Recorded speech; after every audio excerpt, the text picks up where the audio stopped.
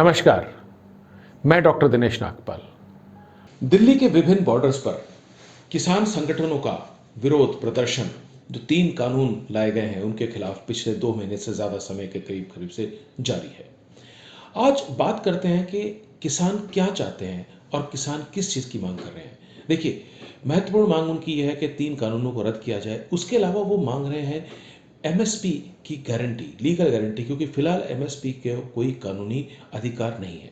अब समझने की कोशिश करते हैं कि इस एमएसपी का, ये हम सब जानते हैं, मिनिमम सपोर्ट प्राइस है, लेकिन क्यों किसान चाहते हैं, सरकार का क्या रुख है, और हम आज समझने की कोशिश करेंगे कि इसका आर्थिक मायने क्या होंगे, क्या देश को उसके ऊपर खर्चा वहन करना पड़ेगा, क्या ये वाकई में देश के लिए फ़ायदेमंद है या नुकसानदायक है।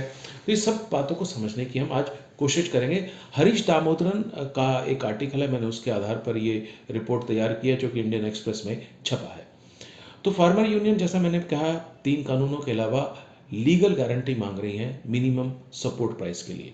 मिनिमम सपोर्ट प्राइस केंद्र सरकार हर साल अलग अलग तरह की जो फसलें उनके लिए अनाउंस करती है, लेकिन कोई भी कानूनी प्रावधान नहीं है। अगर सरकार ना करे अनाउंस तो उसमें किसी तरह की कोई दिक्कत नहीं है, क्योंकि कानून नहीं है। अब अगर एमएसपी को लीगल गारंटी मान लिया जाए तो इसका नतीजा क्या होगा, इससे क्या फ़ायदा होगा, क्या नुकसान है। सबसे पहले, एमएसपी को कानूनी दर्जा कैसे दिया जा सकता है? 2 तरीके हैं। पहला है कि जो प्राइवेट खरीदार हैं, जो प्राइवेट यानी कि जो व्यापारी हैं या विभिन्न कॉरपोरेट हाउसेज हैं, उनके ऊपर ये बंदिश कर दी जाए कि वो एमएसपी से नीचे नहीं खरीदेंगे। इससे क्या होगा कि एमएसपी जो है वो एक बेस प्राइस हो जाएगा। जब भी किसी भी मंडी में कहीं भी कोई बोली लगेगी फसल की, तो उससे नीचे से वो शुरू नहीं हो सकता। और इसका एक उदाहरण हमारे पास है। अगर हम गन्ने की बात करते हैं, तो जो गन्ना मिले हैं उनको कानून से बांधा गया है कि वो केंद्र द्वारा निश्चित जो फेयर रेम्यूनरेटिव प्राइस है वो किसानों को देंगे। अगर यूपी और हरियाणा की बात करते हैं, वो तो उससे भी अधिक प्राइस लगाते हैं और 14 दिन के अंदर अंदर ये उनको किसानों को दाम देना होता है। लेकिन गन्ने के अलावा किसी और में नहीं है। अब दूसरा तरीका क्या है एमएसपी को कानूनी रास्ता बनाने का? इसमें ये हो सकता है कि सरकार खुद ही पूरी फसल को खरीद ले। 2019-20 की अगर हम बात करते हैं तो food corporation of India, national agriculture cooperative marketing federation, cotton corporation of India, इन तीनों ने मिलकर 77.34 मिलियन टन जो है वो धान खरीदा, करीब 1,40,000 करोड़ का। 38.99 मिलियन टन गेहूं खरीदी, करीब 75,000 करोड़ की। और सीसीआई ने 105.23 लाख गांठें खरीदी कपास की, जिसकी की वैल्यू थी करीब 28,000 करोड़। अगर हम बात करते हैं चना की, तो 10,238 करोड़ का चना खरीदा गया। 4176 करोड़ का अरहर की दाल खरीदी गई। मूंगफली की बात करते हैं तो 3614 करोड़ की मूंगफली खरीदी गई। सरसों खरीदी गई 3540 करोड़ की। और जो मूंग दाल है वो 987 करोड़ की खरीदी गई। तो अब काफ़ी लोग जानना चाहते हैं कि किन फसलों पर एमएसपी उपलब्ध है। एमएसपी इस समय 23 जो है फसलों पर दी जाती है, जिसमें 7 अनाज हैं, गेहूँ, चना, मक्का, बाजरा, ज्वार, रागी और ये सब है, सब जो आम होते हैं। 5 दालें हैं, मैं अगर सबका नाम लूँगा तो वीडियो लंबा हो जाएगा। 7 तरह के तेल हैं और 4 कमर्शियल क्रॉप्स यानी कि शुगर केन, कॉटन, कोपरा, रॉ जूट, तो 23 पर उपलब्ध है। अब अगर एक चार्ट आप मेरे पीछे देख पा रहे होंगे, अगर सरकार सारी की सारी जितनी फसल हुई है उसको खरीदे, 19-20 में अगर खरीदती, तो सरकार को 10.78 लाख करोड़ खर्चने पड़ते, यानी कि 10.78 लाख करोड़ सरकार को खर्चने पड़ते। लेकिन सारी की सारी फसल मार्केट में बिकने के लिए नहीं आती। किसान कुछ इसमें से रख लेते हैं अपने खुद के उपयोग के लिए, अगले जो फसल होती है उसके लिए बीज के लिए रख लेते हैं, और साथ ही अपना जो उनका पशुधन है उनको खिलाने के लिए भी रख लेते हैं। अगर हम देखते हैं कि जो मार्केट में आती है विभिन्न जो फसलें, वो कितनी आती है, करीब जितनी रागी उत्पन्न होती है उसका 50% आती है। बाजरा आता है 65 से 70%, ज्वार आता है 75%, और गेहूं भी लगभग इतनी आती है।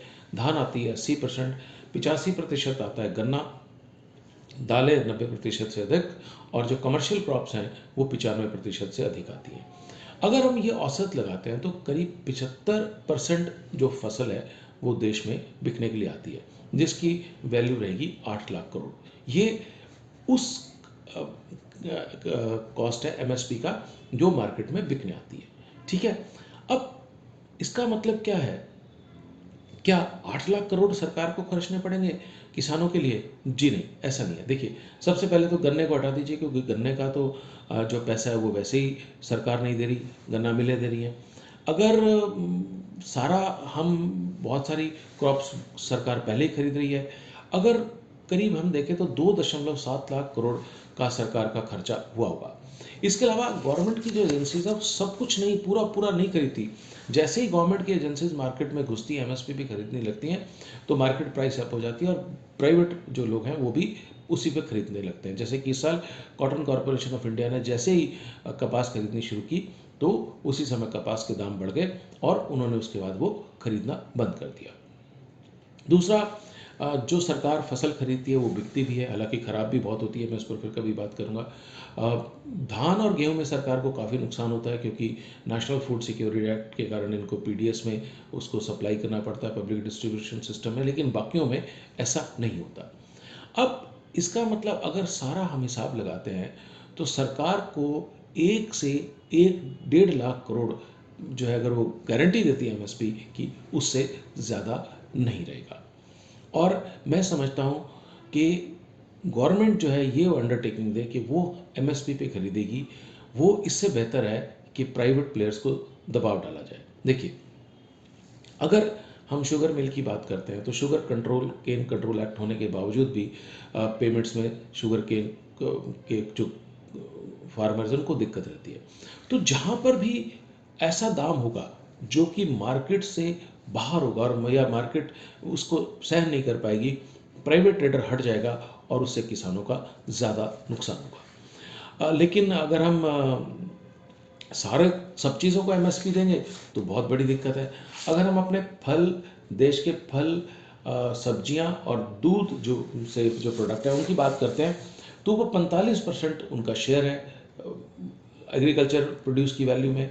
मिल्क यानी कि दूध और दूध से बने उत्पाद दरअसल में अनाज और दालों की से ज़्यादा इनकी वैल्यू होती है। तो अब ये समस्या क्या है कि अगर पूरा एमएसपी दे दिया जाए तो शायद ये काफ़ी दिक्कत रहेगी।